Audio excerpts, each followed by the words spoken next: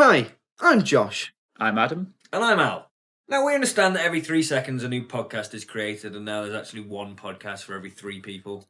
So we just wanted to take a minute to say thank you very much for downloading this one, and we hope you enjoy it. In a nutshell, we realised that some of our film tastes weren't what you'd call conventional. So we decided to talk about them and hopefully shed some light on some films that either didn't get what we felt deserved at the time, or we just wanted to rewatch and talk about them. You don't have to have seen the film, but if you haven't, you may want to just give it a quick Google. What's the and that?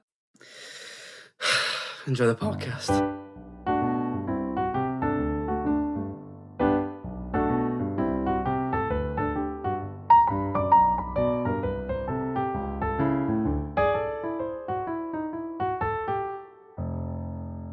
Hello and welcome to Just Films and That, a podcast where we discuss films that we feel may be underrated, underappreciated, or we just want to talk about them. I'm Josh Hallam and I'm here with Adam Ward. Yellow. We would usually say we were joined by Al, but he's not with us. Don't worry, he is coming back. He's just been put in podcast prison for a little while for crimes against podcasts, Adam, is that right? Yeah, he's the devil. Yeah, he'll be getting out soon. He will be back. But we're joined by a very special guest today, Alice Oliver. How are you? Hello, Josh. I'm all right. Thank you very much for having me. It's a pleasure. If you don't know Alice, you're a presenter on Made in Liverpool TV. So you do like all local news stories and stuff like that. So do go over to the channel and check that out. If you've not listened to the podcast before, Alice, we always start with a random question. Adam, what's your favourite mode of public transport? Trains. For sure, trains. I hate buses. Yeah. Everything about them, timings. Yeah. They're disgraceful. But trains, you know what I really loved? It's not a thing anymore, but I loved Virgin trains because you could watch films on it and it was all streaming for free. So I'm watching The Greatest Showman. I watched what was that Harry Potter thing that wasn't Harry Potter? Fantastic Beasts. And, it was fantastic. And how to And I didn't find this out until like they were almost done. Like the last month of Virgin Trains being a thing. I was like, oh, you can watch films on here. And then I was explaining it to somebody else and they were like, yeah, that's always been a thing. How did you not know this? And then it's gone forever. I mean, I don't want to blow your mind, Adam, but if you've got a phone, yeah, you can watch films on there. Yeah, I know, but that's going to use up all my data. That's true, and you don't have much of that. I never have any data. No. What about you, Alice? What's your favourite mode of public transport? I would have to agree and go with the train, the classic, particularly steam train, something a bit more grand, maybe a bit more fun. Not that I venture onto grand modes of transport too often. Classy. Yes, I am one classy Steam lady. Train. It's like going back in time. Exactly. People In coming a up and nice down way. with trolleys, offering you sweets. Just like Harry Potter.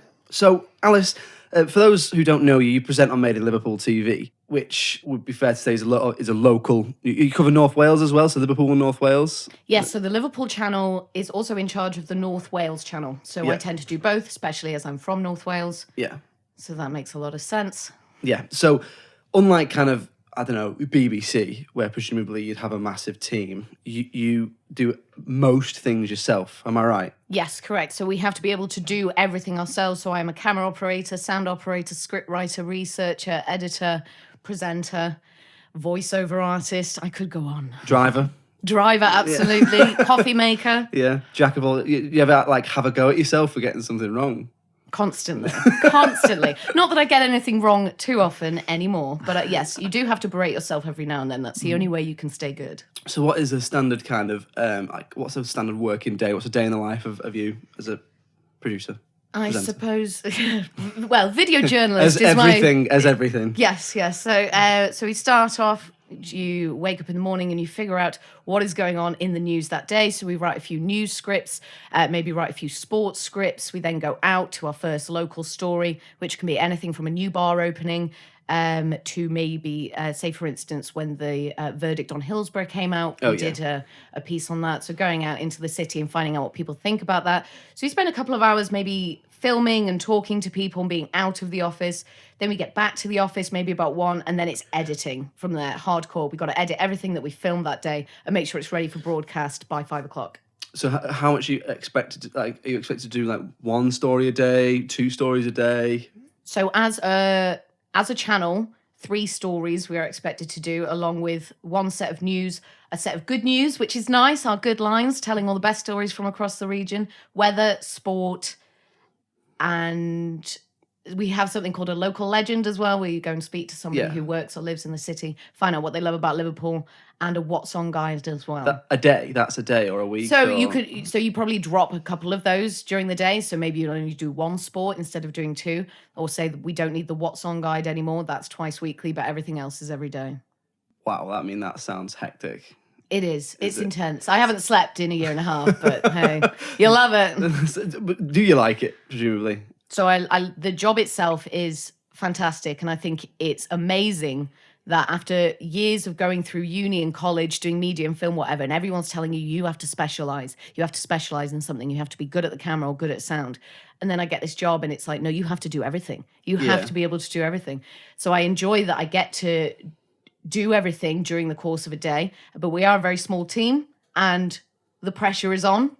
So sometimes that can be difficult. How did you get into that then, Alice? So I did film and television at uni down in Southampton, at Southampton Solent. Then my MA at the University of Chester, which I didn't quite finish, but we'll just skip over that. And I see work experience opportunity come up made in Liverpool as it was then. I hadn't really heard of it. I knew that there was a North Wales channel because my parents had said, you need to get on this North Wales TV. So I see that there was work experience going there. So I went and was fortunate enough to get that. I did that for 4 weeks whilst also working at Wetherspoons at the same time. So that was quite an intense period. But I made it very well known to the people who were going to be deciding if I got the job or not that I was also working in Wetherspoons at the time, just to really hammer home how committed I was to this work experience. It's like, I haven't slept, but I'm here for you. And that obviously worked out because here I am a year and a half later.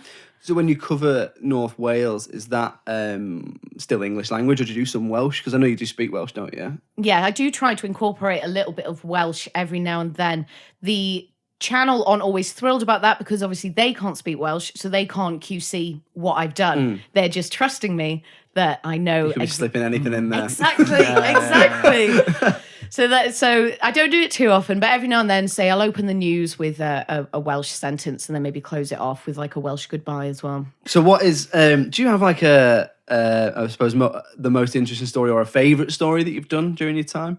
I would have to say that my favourite, and purely for my own sort of 13-year-old goth that is still inside me, I met Busted. I know, guys. Calm down. I met Matt, Charlie, and James. We were at the BBC Summer Social. We went backstage. They weren't giving any interviews to anyone else, but they said that they would like to be interviewed by us for some reason. So we were the only ones who got them, and they were awesome. All three of them, just three great lads. And then we went out and watched them perform on stage, and that was possibly one of the best days of my life. What's something, Alice, that a lot of people kind of assume about your job that isn't true? I would certainly say that people think it's just going to be much easier than they think it is. I think when people think about media and entertainment, they sort of forget that it's still a job. It's easy to look at someone, say like Kim Kardashian, and go, oh my God, she's got such an easy life. So I don't think she has. I imagine she's up at 5 a.m. every day, either working out, getting her makeup done, getting her hair done. She's got about 80 million places she's got to be that day. Not that I'm saying that I'm comparable to Kim Kardashian, although it did sound like that a little bit. You know how hard Kim has it? Well, I can really relate. We're one in the same. Exactly. Thank you. I'm glad you appreciate that. I do. It's just not easy, and it's incredibly physically demanding. We have to carry all our own kit. Sometimes you can be walking around for 3 or 4 hours with a camera bag and a tripod on your shoulders. I have to wake up early so that I can do my hair and makeup. Not very well, admittedly, but I give it a good go. Just jab at my eye with the mascara. And I think that's mostly it. I imagine a lot of people think it's kind of a little like, I suppose leading on from what you've said, I think a lot of people probably assume it's a lot more glamorous than it is. I mean, anyone who's done anything like that, I think people probably assume you've got like hair and makeup team and a cameraman and even, I don't know, a driver or a writer or something like that. But obviously it's not the one show. It's a lot more kind of, I don't know, a lot more of a graft, I guess. Absolutely, and it's still such a brand new network, and it's still so young, and they're still trying to find their feet and figure out, how they're able to compete, say, with the BBC or ITV. But obviously, the way we are now, there is no chance. The budget isn't there, the resources aren't there, so you've got to do the job of 5 people. Is it where would you ultimately like to go with it? It's tricky. I think of this often. The question I always get asked is, or the comment that's most frequently made to me is, oh, when are you going to apply for the BBC? And never, first of all. I don't think personally I would ever want to work for the BBC. Not my sort of thing at all. But Channel 4, I would love to work for Channel 4. I think they're great. I think they're still very progressive. I think they understand that it is okay to make camp and have an opinion about something. Obviously, the BBC has to be impartial, even though they're really not, which frustrates me. Whereas Channel 4 will just say, no, we don't agree with what this person's doing. We are not going to broadcast this because of this or whatever. And I do like that. I feel like Channel 4 are like the channel's drunk uncle or something. But ultimately, you do enjoy it, and you kind of something you're going to you're going to carry on with. Absolutely. Best job I've ever had, and every day I'm grateful.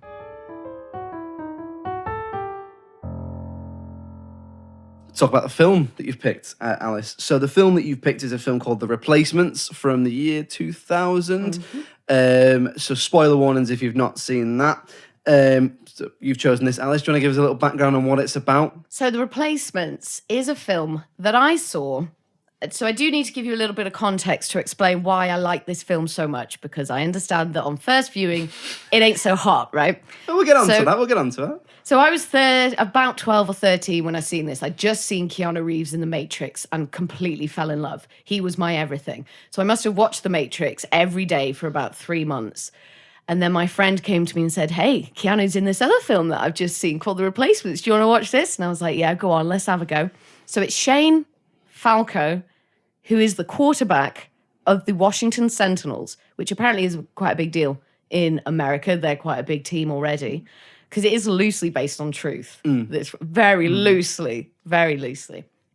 So our quarterback is Shane Falco, Keanu Reeves. Would you think is possibly the first choice for a quarterback?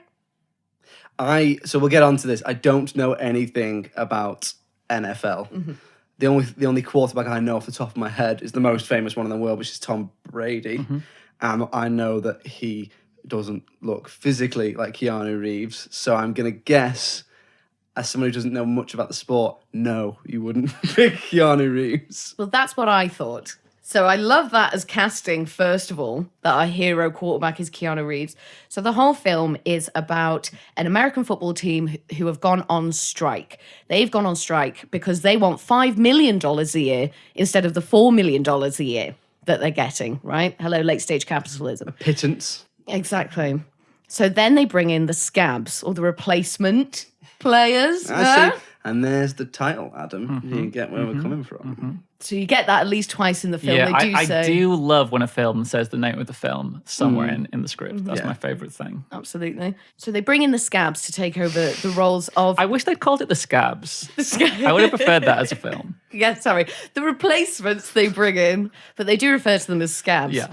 Because they're crossing the picket line. So it's all about these. So the NFL players are on strike. They bring in this set of, ragtag, mismatched bunch of guys. So one of them is Keanu Reeves. One of them is Jon Favreau. One of them is Rhys Ifans. Wonderful Welsh actor. I thought that was such a strange casting, Rhys Ifans. Like, I would have never... I imagine Rhys Ifans probably knows as much about American football as I do. So which is very little. Let's just address something at the start. Alice, you're Welsh. We're not. We're going to say it wrong. Yeah.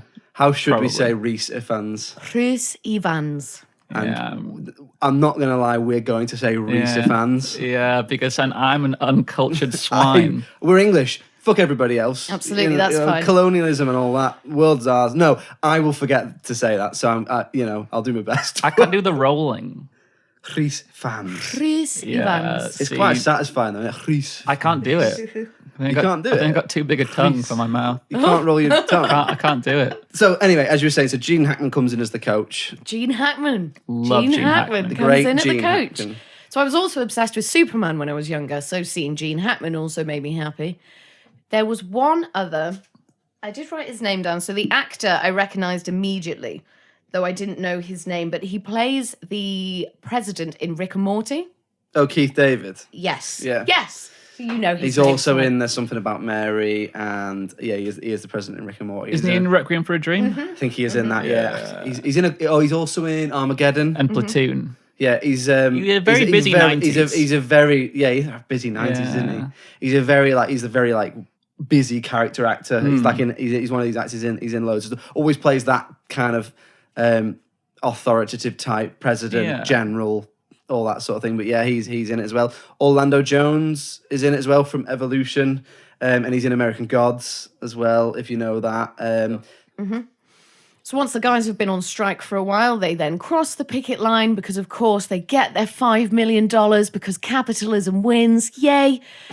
And all the guys have to go back to their normal jobs. And for poor Shane Falco, that's scraping barnacles and bits off the bottom of boats. He's essentially a boat cleaner. It was a bit of a devastating ending, really, wasn't it? With Gene Hackman, like, they had a great week and then went back to their jobs. It's like, I mean, the end is weird, isn't it? It's like, there's not even like, but you will keep you on. Like, it's just like, they're back now. Fuck off back to work. I wasn't sure whether there'd be one of those things where they go, and here's what happened to them later. This guy got picked up by this team, and this guy went here, and this guy went back to prison. Like, so some of them had good times, some of them had bad times. But it was just, no, we're going to have a little dance, and that's our week over. Yeah, it's like they essentially went on like a work placement, but as NFL players, essentially. Yeah. And especially when they've just beat the Dallas Cowboys. Like, surely some other teams would want to pick up some of those players, particularly Keanu Reeves. Yeah, or the really fast guy who can't catch balls. Yeah. Which is Orlando Jones. Yeah. So bearing in mind that we talk about kind of underappreciated, underseen, underrated films, why did you pick this? I mean, it might just be, as has been the case on multiple occasions, see Ferdinand, see That's My Boy, that we just wanted to talk about it. So why did you pick it? So it had become apparent to me that barely anybody had seen it, or nobody that I spoke to had seen it. I would always bring it up with people, have you seen The Replacements? Everyone's, no. So that made me think that it was probably underrated.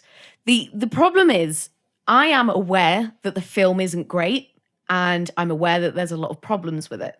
But I do still love it nonetheless, and I can't help that. And rewatching it now, sort of again as an adult, because I hadn't seen it in a long time, I do still love it. But I wonder, and I hate to think that I'm giving the creators too much credit, I do wonder if it's satire a little bit. I thought some of it was so absurd and some of the lines were so cheesy that it reminded me a bit of, say, Basketball or The Other Guys, those kind of comedies. Yeah, it's that thing of like, there are certain lines where you think someone can't have written that and sat back and gone, there we go.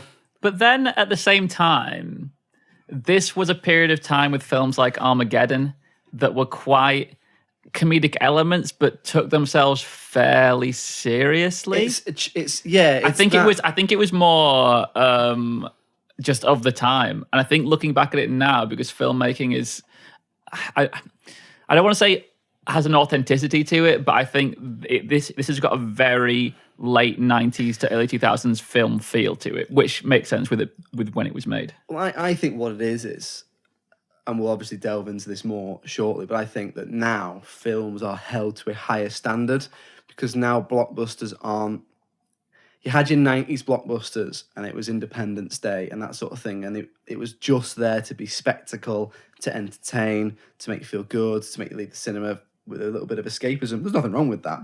But I think in the kind of post Dark Knight trilogy, Christopher Nolan type world, it's almost like they brought in intelligent blockbusters, so they're entertaining and escapism, but also then they usually have an allegory for something, or they're making a political point, which has its pluses and its minuses. It just depends on what you want. But I do agree that there is a certain changing of the tide in the kind of post-millennium, whatever that first decade was called, where it went from, we were going to have to actually like think about the script, think about the characters, and certain gender roles and stereotype kind of roles, which we'll come on to. So had you seen it, Adam? No. And love Gene Hackman, was a big Keanu fan. It's interesting with Keanu Reeves because I feel like recently, over the past about 5 years, people seem to love Keanu Reeves. That's just happened over the past 5 years. But I think the general consensus, up until about 5 years ago, where a lot of people would say he was a very wooden actor. And I feel like that's the real life thing that loads of people thought. And then all of a sudden, everyone loves Keanu Reeves now. And I find it really weird. This Keanu Reeves loving that just suddenly magically appeared. But all through Matrix, people were like, oh, he's a terrible actor. It's the same, but that was the part. I do have to point out that I've been loving Keanu Reeves since the 90s. So I was a bit perplexed when everyone suddenly jumped on this bandwagon, and then John Wick kind of came about, and suddenly everyone was like, "Oh, lovely Keanu, sad Keanu, all this about Keanu." I was like, "Hey, I had his poster on my wall when I was 9 years old. Don't you come along to me now with your Keanu Reeves fandom." He's so memeable now, isn't he? He's on so many memes, and everyone loves him. But I'm certain loads of people thought he was like not a great actor, not even that long ago. And now all of a sudden, it's Keanu Reeves is the best guy ever. He's had quite an interesting career, though, hasn't he? Because obviously broke through with like Bill and Ted, which was very much like he was playing like a melodramatic, stereotypical teenage character, and then he started doing things like Point Break and Speed, which are action films. But also in between all that, I think what started the thing of him being a crap actor was Dracula. So if you ask anyone about the Francis Ford Coppola Dracula, it's how shit Keanu Reeves' accent is, because he does that like Kevin Costner type half American, half English accent, and it's, if you can't do the accent, don't try and do it, because it's even more noticeable. Just have it as American. I don't know, and I think that was particularly damaging to his career. Then he did do The Matrix, which kind of wasn't appreciated for what it was at the time, because it wasn't now you look back and you realize how much The Matrix changed everything about action films and a lot of storytelling. And he's actually really good in that film. Like he has quite a lot on his shoulders to do, especially if you think all the stunts and it's not easy to do the amount of stunts they do in the film. And part of the way the character is, like, it's always gonna. I think no matter, even if they got Will Smith doing that part, I think it still would have come across wooden because of the way that character is written. I also think his voice, because it was supposed to be Will Smith originally. It was. His voice is quite like monotonal. Yeah, naturally quite whispery and like quite, like you say, monotonal, and it's almost like he's always stifling a yawn. Do you know what I mean? Like he's always. So you hadn't seen the film? No. So going in, what did you expect? What did you know about it? What did you expect? So, I didn't know very much about it at all. I just did a quick look on IMDb before I started watching it. And the impression I got was that it's going to be like a not as good Any Given Sunday. Yeah. I kind of stuck with that throughout the film. It was an enjoyable film and it was a fun film. But if that and Any Given Sunday were on TV at the exact same time, I'd probably watch Any Given Sunday. So I hadn't seen Any Given Sunday, but I hadn't seen this either. Same as you, I was looking for the film on a streaming site, and when it came up, it was like, right, so it's football. Saw Keanu Reeves, and I did think, right, well, around this time he'd just done The Matrix, so maybe it is a kind of it's hopefully going to be good because people, they're hot and then they're not. And this was his peak. And then I saw Gene Hackman, and I was like, well, it's Gene Hackman, isn't he? He's like he's up there. Yeah, I've never seen him give a bad performance. Yeah, he's up there with the best. And I knew it was about football, and that was it. That's all I knew going in. So, what did you think, I suppose? Yeah, I enjoyed it. I did enjoy it. It was just a fun film, and I feel like it was one of those films that didn't take itself too seriously. I think the soundtrack has really not aged well. The soundtrack, but that added to my enjoyment of the film. Like in certain scenes, like so the prime example is, I'm sure they're playing. What's Sting's band called again? Police. The Police. The scene when he's walking back into the kiss bar, the they're kiss playing scene. Every breath you take. Oh man, that is so. See, I thought that scene was a standout scene for me. So 90s. No, it's not a bad scene, but it's so incredibly 90s. Like with the football commentary over it. I was so he's kissing the female. They're gonna kiss the female, the female lead, and they're like just longingly staring at each other whilst walking to each other as Every Breath You Take plays. But then they start playing football commentary over the top. It really reminds me of Paradise by the Dashboard Light by Meatloaf. Do you know the Meatloaf song? So I won't bore you, but listen to it. But in that, it's about, it's like every Meatloaf song. It's about two kids hooking up in the back of a car after high school, and then they're kissing, and, as you can imagine. But then it becomes baseball commentary about running around the bases. As I'm sure you can see where I'm going with that. But it's exactly the same thing, except that, you know, it was done in the 70s or whatever. But I really like that scene. I thought it was quite a good little kind of function or little device that the film used. I loved the football commentary throughout it. I'm not sure if they're still commentating, but at that time they were like the two guys. But I just loved that. I just thought it was so hilarious. Like, is that guy smoking? I've never seen a guy smoking out the field before. And there's just so much stuff like that. You can quote it after one watch. Well, exactly, one watch. It is very quotable. It is. I mean, I know John Madden because of John Madden's football games. Yeah. But I don't know the other guy. But it's like you say, they're real commentators. Yeah. And like Alice says, so it's based on a real strike. I don't know if it was at the time. Because it's set when it's set, isn't it? It's not period. It's set in the 2000s. Am I right? Yeah, it's set when it's set, but the strike that it was based on was either in the 80s or the 70s. Right. So the past. They've taken that idea and made a film out of it, basically. Yeah. And there was a lot about it that I liked, and a lot about it I didn't. I mean, it is so of its time. It might be the most of its time. It's up there with.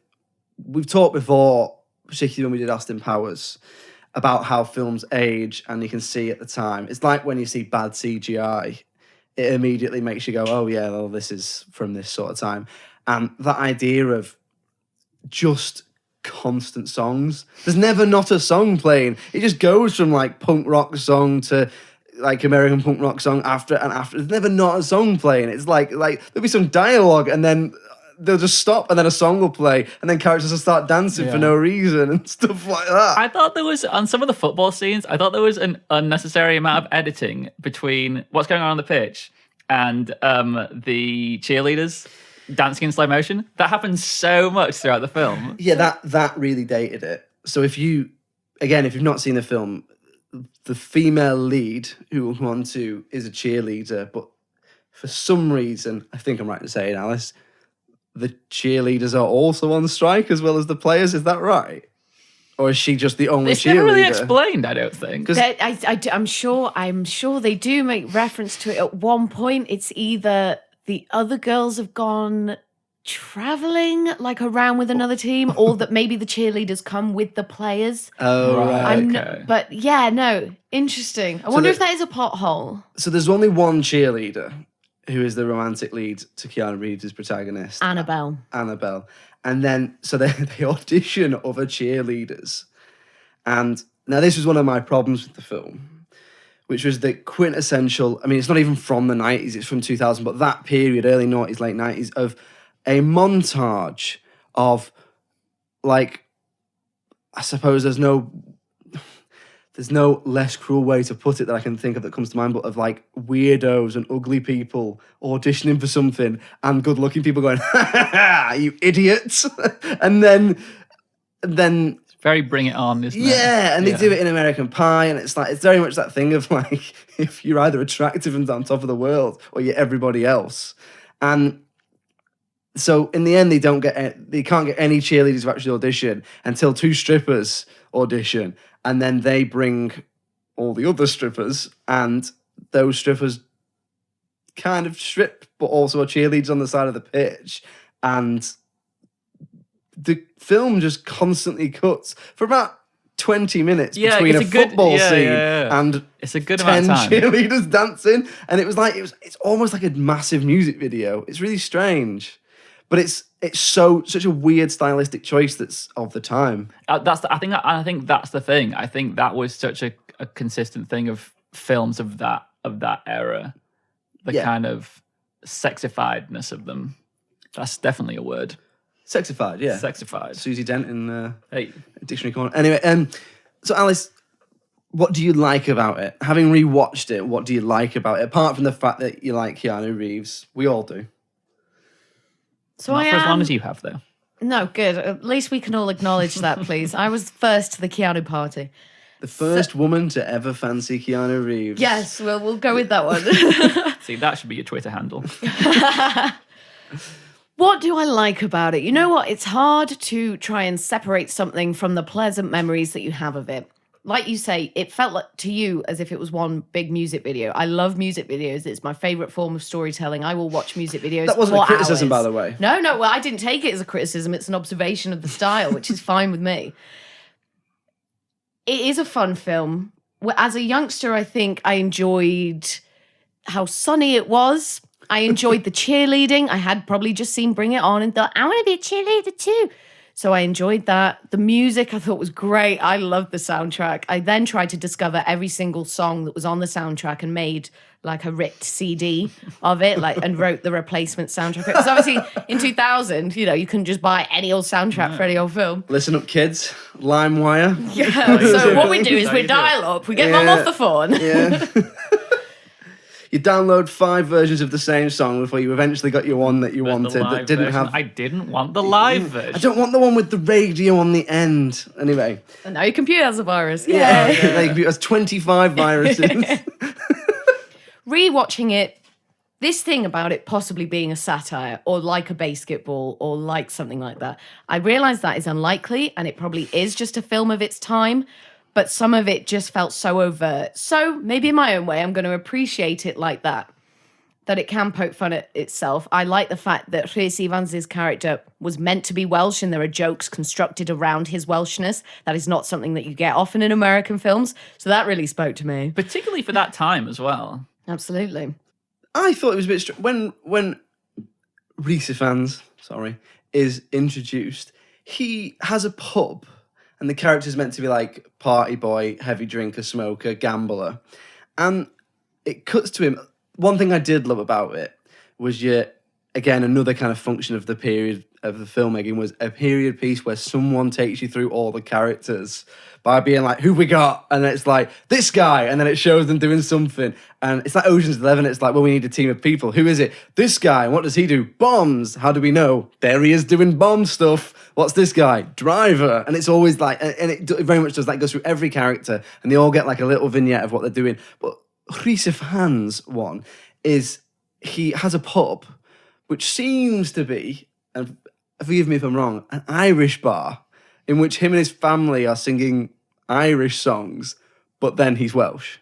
But also the impression I got was that that bar is in America because the gangsters who come and rough him up a bit have got American accents. So I hadn't really noticed the Irish bar thing before, though. I'll have to go back and look at that. But yeah, it sounds like he's a Welsh fella with an Irish bar in America.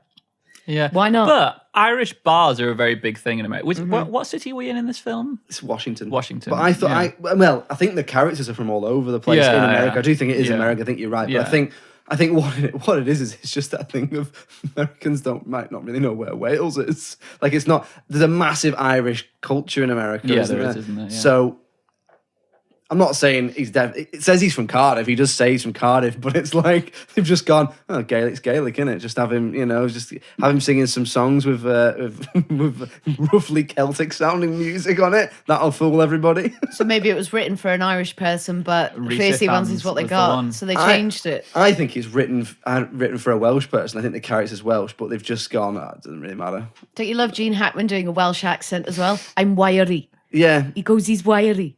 But to be fair, he's quite good at the accent. That one word. He's quite good at that. Wiry. I mean, it's likable trash, isn't it? I think that's what you just described is exactly what I thought, which is it's likable trash. It's not trying to sell you any messages. It's not trying to make a point. It's just going, I'll just have this, enjoy this for 2 hours. And I think that's what it is. It has a really good soundtrack because that's... Oh, yeah, the songs that you know and you like. I think it's like the film Boyhood. They have music for each year in Boyhood. They have music for that era from when they filmed it.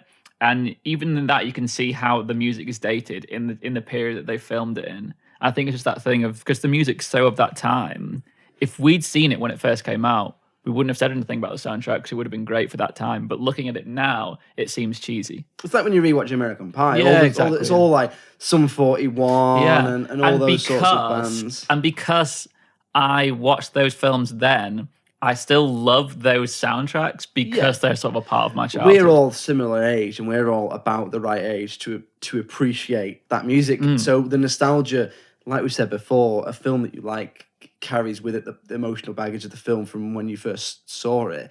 And obviously that's what this is for you, is that it very much brings back happy memories of watching it and the soundtrack and a nice period in your life. And I think I agree. I was the same. It's a nice, like you say, cheesy, likable, trashy film. That's not to slate it. That's just is what it is. But also I really like the kind of, I thought it made some interesting, quite progressive points as well as being quite trashy. So I quite like that they actually did do a little bit of addressing toxic masculinity, which you don't see a lot of those films doing at the time. It's like the jocks are the jocks and the geeks are the geeks and the women are there, and that's their personality trait, is that they're either hot women or not hot women, which we'll come on to in this film, which is something that I did have a little bit of an issue with. But I do think they like the way they treat the other male footballers, and the fact that it's like they do have that scene where they all fight, but also there's a prominent deaf character in it. And I don't know, that must have been quite progressive for the time, I guess. They almost make a point of having that ragtag team of people, but they do it by saying, well, here's someone from every corner of everywhere, every creed, culture, colour, all that, all that sort of stuff. And I quite liked that, because I've not seen many other films of the time do that. If you look at like American Pie, it's white people, white able-bodied straight people, whereas this is very much a bit of everything, and I really like that. So there was one scene in the film, actually, that I did. So I made all these notes after I'd had a few drinks and decided I was going to watch the film. So they are just sort of the scribblings of a mad woman. But so there is a scene where Annabelle. So what's happened is the original football players have got really annoyed at Shane Falco because he's taken their job, and so they flip his truck over and spray paint the word "scab" on the roof. So then Annabelle gives him a lift back to his boat, but the journey from when she drives from the stadium to the boat, she's driving like an absolute nutter throughout this. And they're having a conversation. Keanu is like, why are you speaking and looking at me? Would you please look at the road, sort of thing, like hold it onto the roof, because he's so afraid. She's driving like crazy, so dangerously. They get to the boat, he gets out the car, and that's it. And it's never addressed. No. It's never brought up again. And I just thought that was a really interesting and weird scene to have. It's not that she's a bit of a rubbish driver. She's like fucking mounting the curb, running people over, people jumping out of the way. It's proper Grand Theft Auto stuff. And the music's on really loudly. Yeah. She's got her music on really loud. It's weird. And the character is not like that at all. No. Like, it's not like you would associate... The way her character is for the rest of the film, you wouldn't associate her being a reckless driver to the way she is. It's almost as if there's a deleted scene where it shows that she's a rubbish driver, but it's not in the film, so it just stays there. That she's I can't help but think... Well, I'll raise this point then. I had a bit of a problem with her character because she's kind of just there to be a hot woman. And she doesn't really have any personality traits, apart from that she's a bad driver. And I can't help but think that the joke is that because she's a woman, she's a rubbish driver. It never says that in the film. I'm not saying that it definitely says that, but I can't help but feel like that might be the joke. Now that you've said it, yeah. I really hope it's not. That would be very devastating. Not, but like, I was watching it, like, same as you, and they get out of the car and it's like, he doesn't even go, oh, thanks for the bad driving, or I don't know. And the weird thing is, it doesn't feel like that kind of film for that moment to happen. It's very strange. Yeah, her character is a strange one. She has no other characteristics other than that she's female, and all the female characters they're just there to kind of be sexy. Like, there's no maternal characters really. There's no female characters who aren't there because of the way they look, I guess. And I do have a bit of it. I do think that is a bit of maybe a thing of the time. Like, if you look at the female characters in stuff like, again, American Pie or Road Trip or the films of the time. For example, okay, the joke is that the strippers are the cheerleaders and that they're dancing overtly sexy. And that is quite a funny joke because it distracts the opposite team and they're looking at the women dancing. Right, that's a funny joke if you do it once. But they don't do it once. They go from making that joke to just, look at these strippers. Look at them. Tits, isn't it? It goes from being a joke to are you just being a bit leery? Like, are you just cutting? Is the director just cutting from football to stripping back again? It goes from being a joke to being like, what's the point of that? I don't know. Maybe I'm reading too much into it because it is just a trashy kind of likable, cheesy film. And I think it's that thing, style of the time, and I think it's just taking stuff at face value. So I'm having issue because I can't move away from the fact that I'm giving this film too much credit, and I think it's this mad commentary on like how we treat sports people in America or how we treat women in America. So, you know, it's like the voyeurism of these cheerleaders, and it's like, what are they really there for? But they're there to be naked and to look good, and I need to just get over that instead of thinking, no, what did the writer mean? Yeah. But you might be right, because there is some of the writing, and I know we talked about it before, and I couldn't find this note, but I found it now. There is some of the writing is so cheesy that you think when someone is trying, you know, like in like Tropic Thunder and films like that, when people are all like something where it's Hollywood or TV does TV or Hollywood does Hollywood, and people are trying to be like, look at this film. It's like that in places, like so. One of the lines is Keanu Reeves says to the team, and I wrote this down: pain heals, chicks dig scars, glory lasts forever. I think I wrote that down too. That sounds like something from Tropic Thunder, like one of the trailers from Tropic Thunder. But you got to think, Tropic Thunder's 10 years after this film, and this was the style of films at that time. I'm trying to make a and case for Adam. I'd love to sit here and say they were being very progressive and ahead of their time, but that is just the style of this era of film. Yeah, the Arnold Schwarzenegger, Sylvester Stallone era, we're still very much in that. We're coming out of it in 2000, but we're still in that era of film. Yeah, it's very much. I think this is what the style is. I agree with Alice. I would love to think it is either a parody definitely. or it's making a point about, like you say, the way sportsmen are treated, or even something about gender equality. But I can't help but think. Yeah, I would say up until, say, maybe 2005, 2006, I think this was still a consistent style.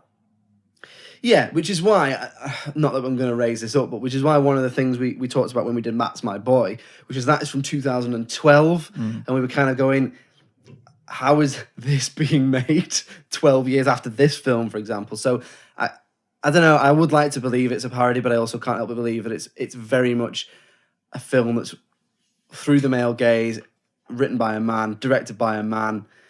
The female characters in it are just there to be eye candy at the very most, you know?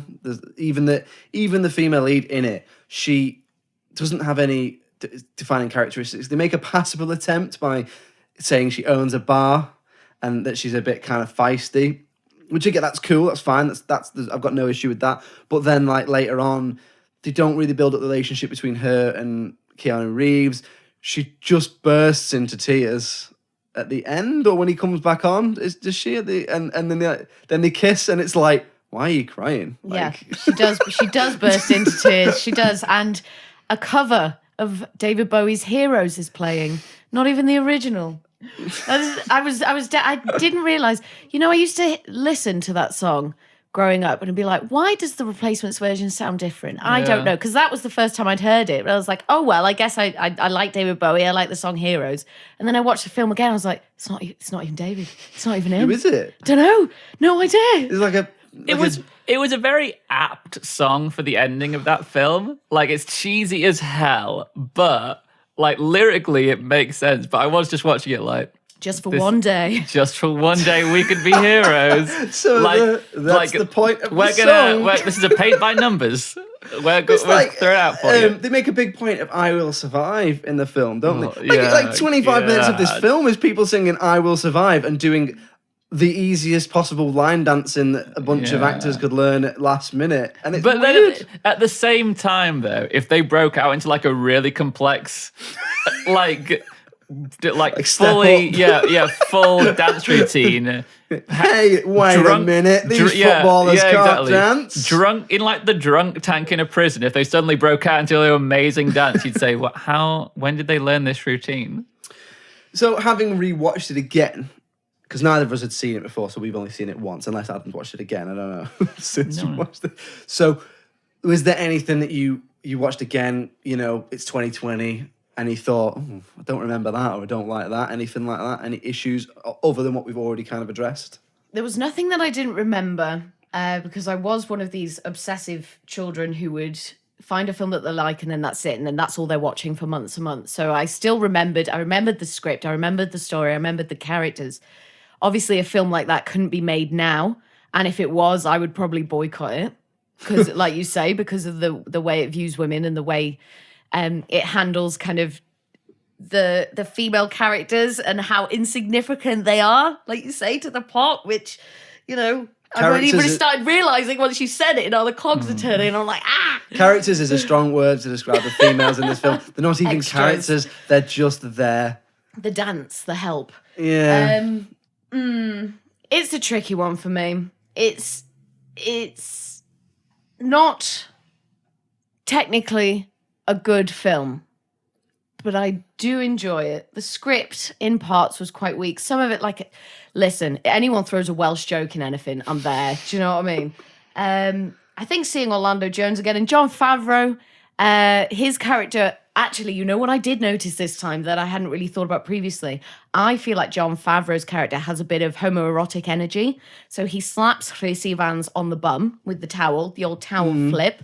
In the last scene, when Keanu sort of goes over to say goodbye, his arm kind of lingers on Keanu's arm, and then he walks off, and then he just sort of looks at him longingly as he walks over the field to his female counterpart.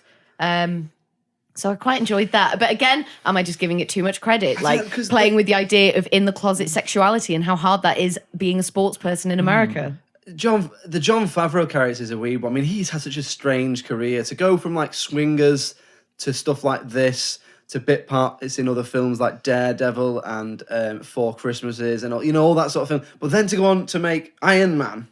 And then now he's doing like The Mandalorian. He's gone from like this kind of character actor to this massive director. But his character in this film, it doesn't really make any sense. So again, if you've not seen it, his character is like he's a ex-army, now police officer who just batters people. Like that's his role, is to batter people in the team. But he's so thick that he's like a Tasmanian devil. Like they just have to put him on the field and then he runs at people and tackles them. But to the point where he tackles his own players, and like Keanu Reeves has to explain to him, like, you can't tackle me, you have to tackle, like, but this guy's meant to be having served several tours in the army and being in the police and a SWAT team. Like, he wouldn't be that stupid. And I know I'm seemingly looking for realism in my cheesy sports film, but his character was like really strangely one note. Like I was waiting, and it's quite interesting that you look at it with the homoerotic energy, because that maybe adds a little bit more meat on the bone of the character, because it never offers you any explanation as to why he's like that. But he's very much a minor role, isn't he? I feel like he's just one of the other players. Outside of Gene Hackman and Keanu Reeves, everyone else is kind of a minor character. But perhaps that is an issue with the film, is that the script tries to give everyone something and tries to give everyone a story, but there's no real payoff. You get like the guy who is in prison. He's an actual NFL player who's in prison, comes out of prison, and there's no like redemption. There's no like, oh, I regret what I did. Just goes back to prison. And every single character is just like, they're there and then they're not. And there's no, apart from Keanu Reeves, who himself barely gets a payoff, there's no like emotional payoff, apart from the fact that Keanu Reeves gets a, you know, paint by numbers attractive girlfriend whose name I've forgotten already because she's that poorly written. But maybe we're looking for something that's not there, like with the Jon Favreau character. For me, the big thing, and it's not something that I disliked, right?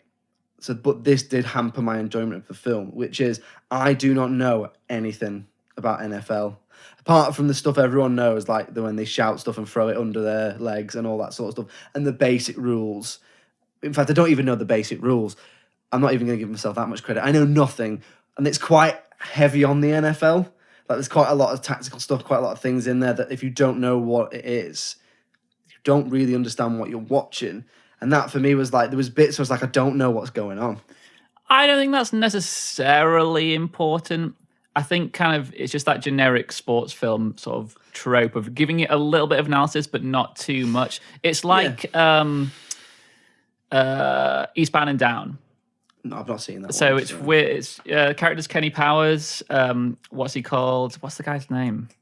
Danny McBride. Danny McBride. Oh, yeah. So Danny McBride does this TV show where he's like an ex-baseball player, but they never really explain it, and he himself has said he knows nothing about baseball. I think it's just the thing. We're doing this sports film. You don't really need to know a lot about the sport to watch it and enjoy it. It's like Last Chance U on Netflix. That's all about American football. I know nothing about American football, but I still enjoy the show. So for me, I get what you're saying, because there are films that are about. For example, a film I absolutely love is The Damned United, right? Yeah. And I don't think, have you seen The Damned United? So it's about Brian Clough's time at Leeds. Now, I like football, so perhaps I can't really comment. I've watched it with my other half, and she enjoyed it because it's not really about football. It's about him. And I don't think you have to. I mean, my partner actively hates football. She liked The Damn United because it's about him. Whereas this, I think there's a lot of things that are going on, and the way the action's filmed, it's quite hectic. There's a lot going on the screen. And I think if I understood NFL, I might understand why what Shane Falco does is good. But I don't even understand that. Do you know what I mean? I don't understand. He does stuff, and Gene Hackman's like, why did you do this? Or that's good. I didn't know why. I maybe wasn't as invested in the characters because I didn't understand it. I mean, do you like NFL, Alice? Not at all. I know no. you like rugby, don't you? I like rugby, yes, very much. But no, NFL, not something, especially at that age when I first saw the film, I had no idea. But it was just, like you said, it is all very fast-paced and it is very busy. This was actually, going back to what you said before, sorry, another thing that I noticed this time around, is very fast. There's always a lot going on at any moment. There's never like a lull.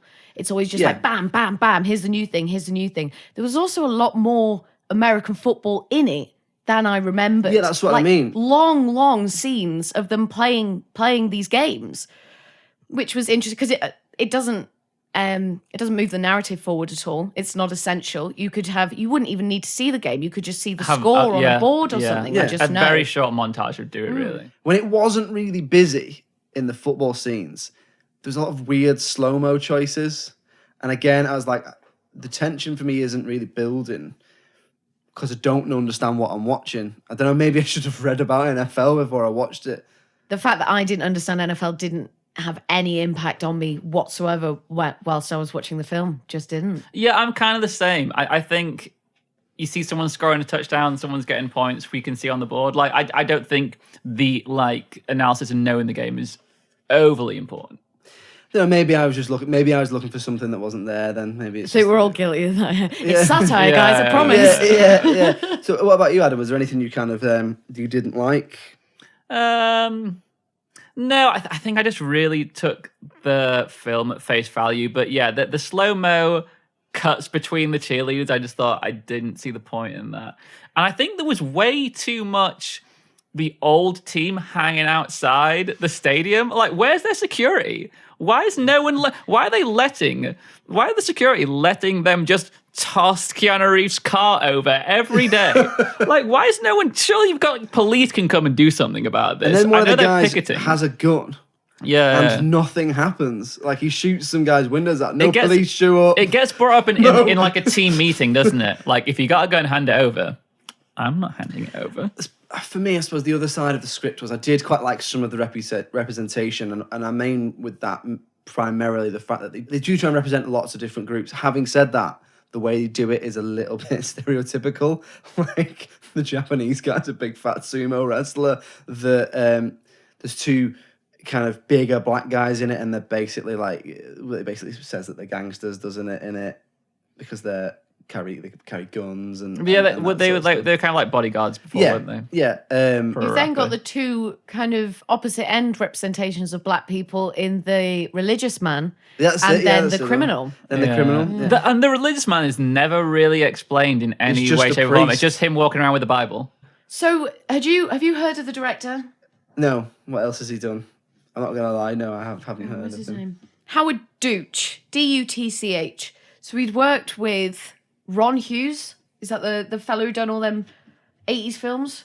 John Hughes. John Hughes. Yeah, Is that what I'm thinking of? Yeah, Home Alone and Breakfast Club and Set Everyone's Fire. That's fella. So he'd done a bunch of stuff like that before. The writer, who isn't the director, was a fella who'd he's only ever written 3 films in his life. This was the second one. And then he went on to become an actor, sort of semi-well-known, still doing things now in Hollywood. But they weren't people that I was overly familiar with at all. And I was trying to get a good idea of what they'd done before to see if I could see any comparisons, but they're just not there. But a part of me does think it's too absurd and it's too ridiculous for that absurdity to not have been intentional. But what if that was just the time? Like, I've gone back and watched American Pie, and it is bad. It's bad. It is bad. I wasn't expecting it, you know. Yeah.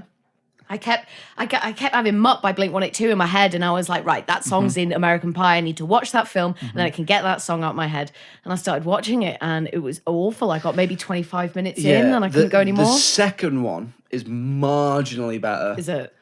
In terms of representation, the way it treats its characters. Not much. I'm not saying it's not massively better. It's a marginal improvement, but by God, the way they treat women in American Pies, it's hard to believe that was ever like a thing. I remember having like a video box set of American Pie 1 and 2 in like the big box, and I watched both those films constantly. Again, like a big part of it was the soundtrack as well. Love the soundtrack. There's an apologetic nature about talking about liking those films at the time, but you can't. None of us are psychic. You know, the world was what it was at the time. It wasn't right, but it's constantly in flux. So you can't go back and punish yourself because you enjoyed those films at the time because you didn't know any better. Especially because we were all pretty young as well. I think it's like there is that kind of almost strange thing now where people want to go back and change history as if it never happened. Yeah. Because what happened was wrong. But if anything, you should remember that to remind yourself to not do it. I don't know. You notice it a lot with Friends now. Yeah. People are like complaining about certain episodes of Friends and certain things that were said and jokes made, and it's that thing of it was of that time. But there's Friends. If you go back further, there's episodes of like Only Fools and Horses and Faulty Towers that they won't show. And it's not that they should show them. I don't really know what the answer is. But you can't just pretend it didn't happen. Yeah. You've got to accept that it did happen and go, like, we best not let that happen again. Then change it and then move on. You don't retrospectively just pretend it never happened. It's like The Simpsons removing the Michael Jackson episode from like Simpsons history. Like it's not on their website anymore. It's just completely gone. Happy Birthday Lisa one. Yeah, it's completely gone. See, that's... And that was a great episode. Do you know the song Thrift Shop by Macklemore? Yeah. So they've edited out the words R. Kelly from that. Smells like R. Kelly smells sheets. like R. Kelly sheets, which in itself, a sentence in itself, it's not necessarily offensive. There's no swear words there. But they've blanked out him saying the name R. Kelly. But I find that ridiculous. I think deleting history is as good as not you don't improve from it. If you don't know what mistakes were made in the first place, how are you meant to improve on it? That's mental. They can't just pretend that... I say they've edited it out. BBC Radio 1 have edited it out. That's what I was going to say. I wonder they. if he still says it live or he changed it to someone else's name or... Oh, yeah, interesting. Yeah. So when I saw...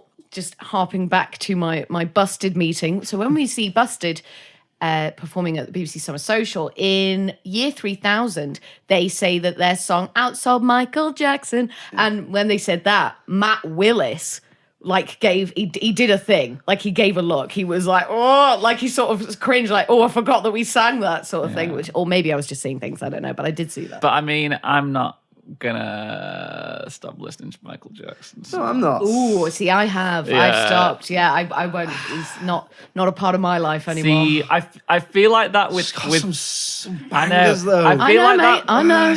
with R. Kelly.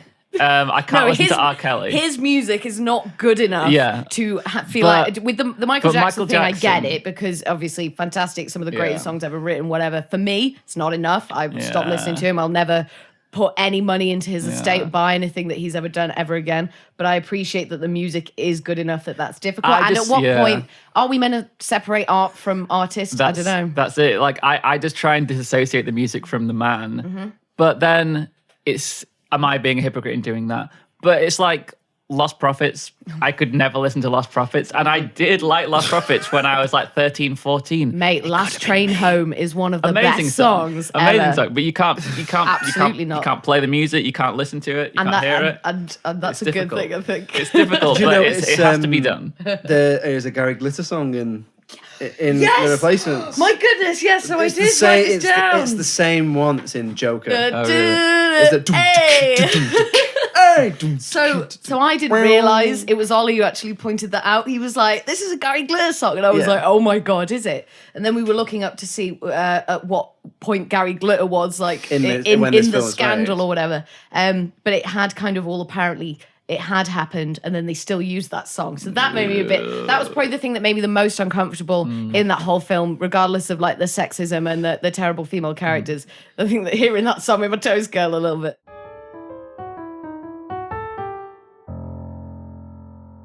Moving on then to the kind of critical reception and ultimately concluding as to where we think this film sits in terms of being underrated or not. To give you a general idea, IMDb gives it 6.6 out of 10.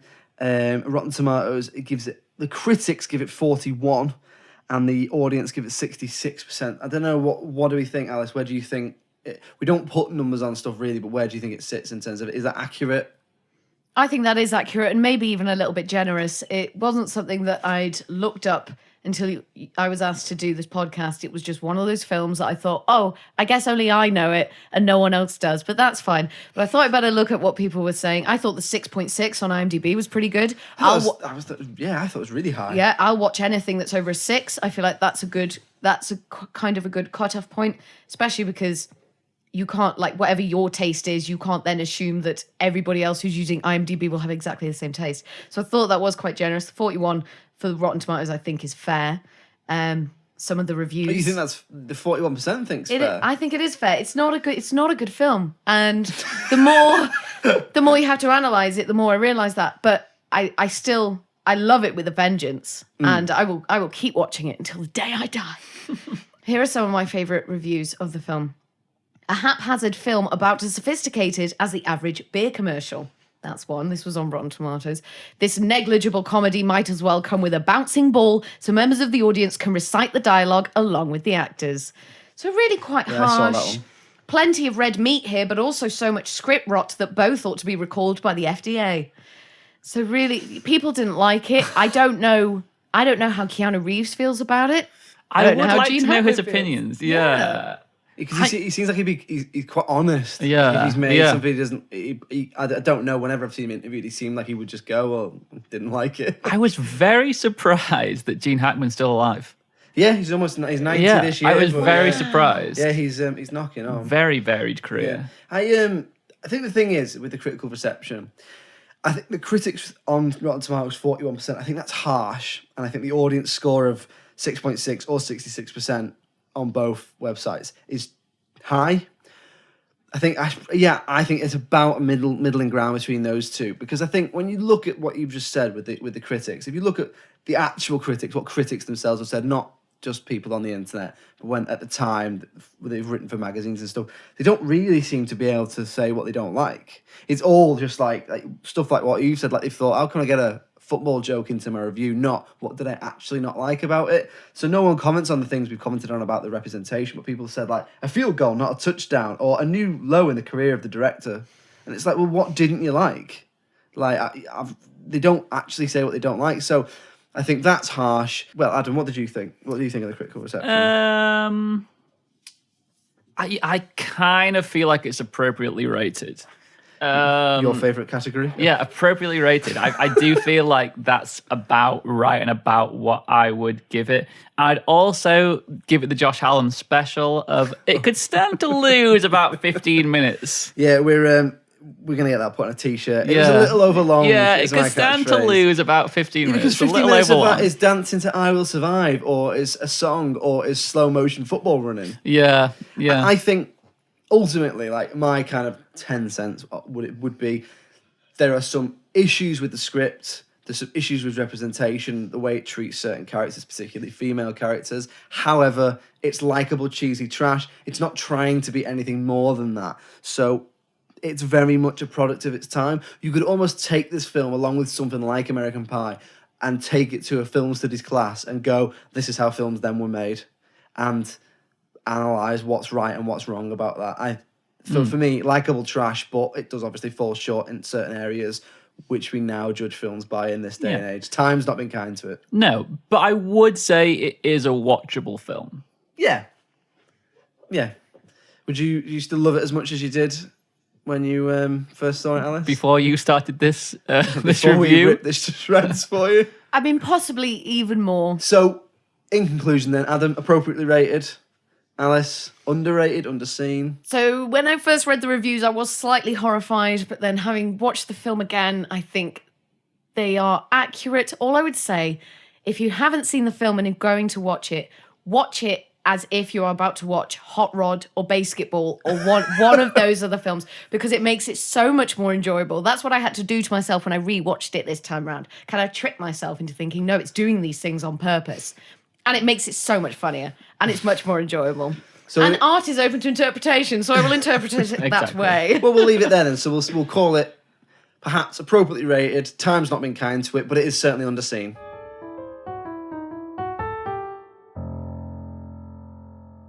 Okay, so we'll move on to this week's game, which is, as ever, imaginatively titled The Replacements Game. So I've taken a film and I've replaced the words of the film. So it basically mean the same thing. So a little bit like Obama Llama, the game, except it's not a rhyming game. First person to answer says stop. If you don't get it right, we'll pass it over. So usually the winner, picks next week's film, but this is a special, so don't worry about that. So Alice, say stop, and Adam, you say stop, and then that's what we'll do. So the first one, Uber operator. Stop. Smooth operator? I feel like that's potentially the name of a film. It's not. So I should say that. Wait, stop. No. Alice, I know what it is. I Alice, actually know what it is. Pass it over. Look who suffered from a bit of premature answering. Here we go. Have I got all the time in the world now to think Alice, about this? Uber operator. I actually know what it is. So I haven't got a clue. Just let me mull over the words a little bit. Uber. It's a famous operator. film. It means the same word. Sorry, stop. Is it Taxi Driver? It is Taxi You were Driver. giving clues. Damn. You can't give clues. Adam, she It's is a our very guest. famous film. She is our You guest. should know it. Stop acting out, Adam. Boo. That was just practice. Go on. So 1-0 to Alice. So, do you get it now? Yes. Right. So the next one is automobiles. Cars. Oh, sorry, I didn't say stop. So you have to say stop. Stop. Cars. It is cars. That's two. This is a farce. Okay, next one. 12 outrage males. Stop. I think Adam was first then. But he looks like he doesn't know what it is. I literally just had it in my head. Now it's disappeared. 12 outrage males. 7 psychopaths. It's not 7 psychopaths. Alice, I pass it over. 12 Angry Men. It is 12 Angry Men. The next one is Scuffle Gang. Fight Club. Sorry, no. Oh no, I can't do this. Stop. Fight Club. It is Fight Club. That's one to Adam. You need to say Gotta stop. play There's one dirty rule, now. Alice. Gotta There's play one dirty rule now. in this game. The next one is The Pain Cupboard.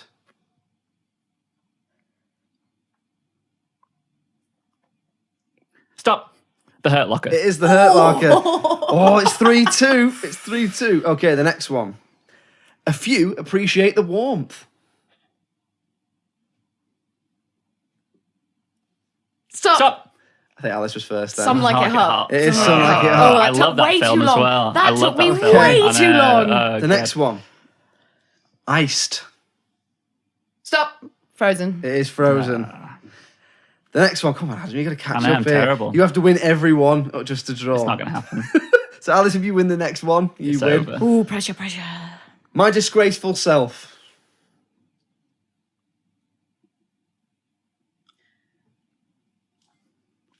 My Disgraceful Self. I got nothing. It's a kid's film. Oh, stop. I think Adam was first. Despicable as Me. if, It no, was Despicable Gee, Me. I want to see that photo finish. Are you mad? Are you Right. mad? Adam was first. Adam's still in it. Adam's still in it. He has go to win on. every round. But there is a tiebreaker. Oh. The next one is Excellent Blokes.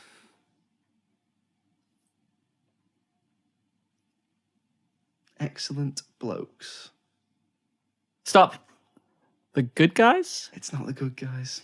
Alice? Should be The Good Guys. Can I pass it over? Okay. At least it just is the film title as many words No. as you've. Okay, so No. it could be. Okay, so there's one. Say it again for me. Excellent Blokes.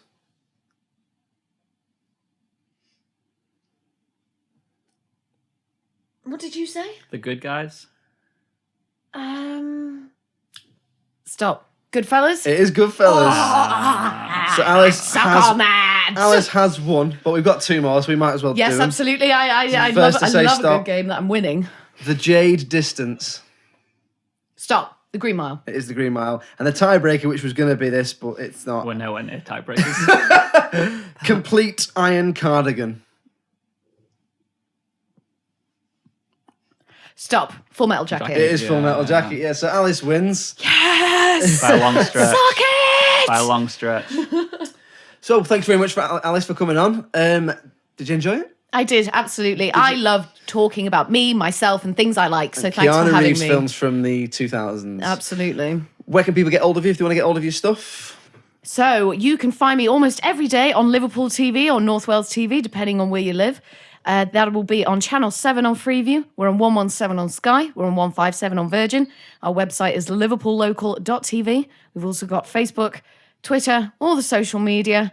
Hit me up, guys. Lovely. Well, thanks very much for coming on. If you do want to get in touch with the podcast, the address is filmsandthatpod@gmail.com. We're on Facebook. We're on Twitter. We're on Instagram. All the social medias. Thanks very much, Adam Ward. Thank you very much. Thanks very much, Alice Oliver. Thank you, Josh. And it's goodbye from me. Cheerio.